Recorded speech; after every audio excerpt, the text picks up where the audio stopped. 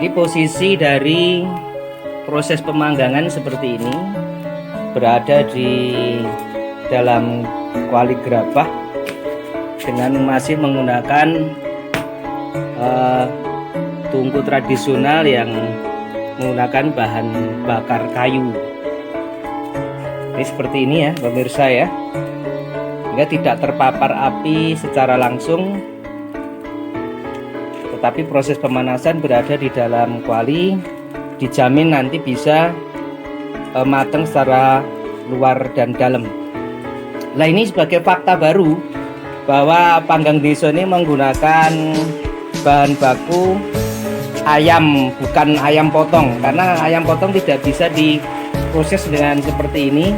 Kalau dipanggang dengan model seperti ini akan mengeluarkan asap yang mengepul, yang berbau sengak, dan akan mengeluarkan air yang cukup banyak, sehingga kuali gerabahnya tidak akan tahan lama. Seperti ini. Setelah dari kuali, istilahnya dialupi, direndam dalam bumbu seperti ini ya pemirsa ya. Setelah direndam dalam bumbu, kembali masuk di dalam kuali gerabah tadi. Ini proses finishing atau proses pematangan. Setelah proses dibumbui seperti ini masih memerlukan waktu sekitar 10-15 menit, sehingga diharapkan nanti bumbu itu bisa betul-betul meresap dan matang.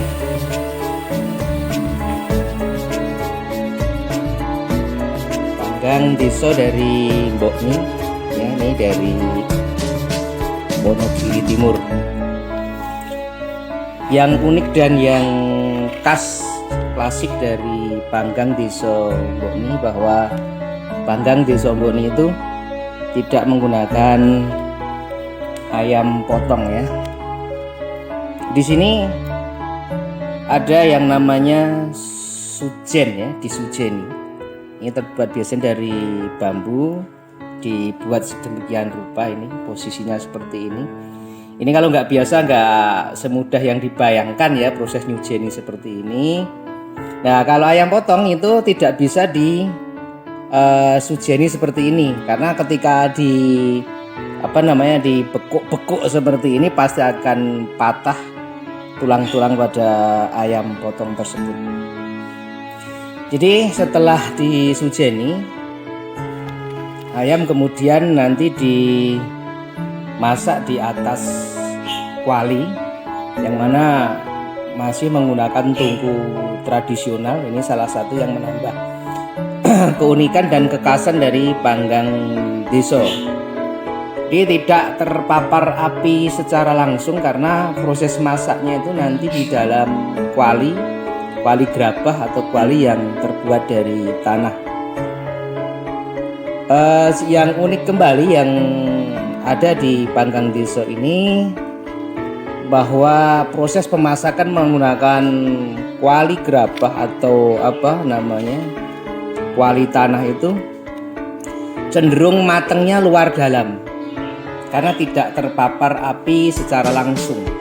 Berikutnya, kandungan karsinogeniknya juga tidak terlalu banyak, sekali lagi karena ini proses masaknya ada di dalam kuali gerabah, tidak terpapar api secara langsung. Nah, ini untuk proses packagingnya tetap masih menggunakan nuansa tradisional ya, masih menggunakan daun pisang, biar aroma daun pisangnya itu tetap membuat Panggang Deso ini memiliki khas tersendiri dan kesan klasik tradisional masih ada seperti ini. Dan nanti akan dilengkapi dengan sambal khas dari Panggang Deso Mbokni dan lalapan untuk kelengkapan hidangan konsumen semua. Nah, ini setelah di packaging seperti ini dari Panggang Deso Mbokni juga sudah memfasilitasi dengan packing tas plastik yang cantik ya, seperti ini. Jadi logonya Panggang Deso Mbokni seperti ini. Agenda ayam panggang khas Jawa. Ada beberapa varian maksudnya ayam panggang dari Mbok ini, cuma yang kita tampilkan, kita tayangkan pada kesempatan hari ini baru yang ayam panggang pedas manis. Seperti ini kita masukkan di tas plastiknya.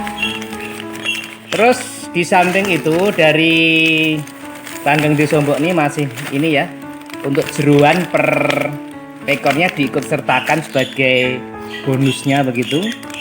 Ini jeruannya. Sini lalapan hasil sambelnya seperti ini. Sambelnya ini pedasnya super nendang, jadi kalau tidak terbiasa dengan panas yang level tinggi, pedas yang level tinggi ya nanti mohon untuk sedikit-sedikit dulu, karena biasanya panasnya atau pedasnya sambal panggang ini cukup nendang gitu. Tapi untuk bumbu panggangnya itu tidak pedas, adaptif untuk semua usia.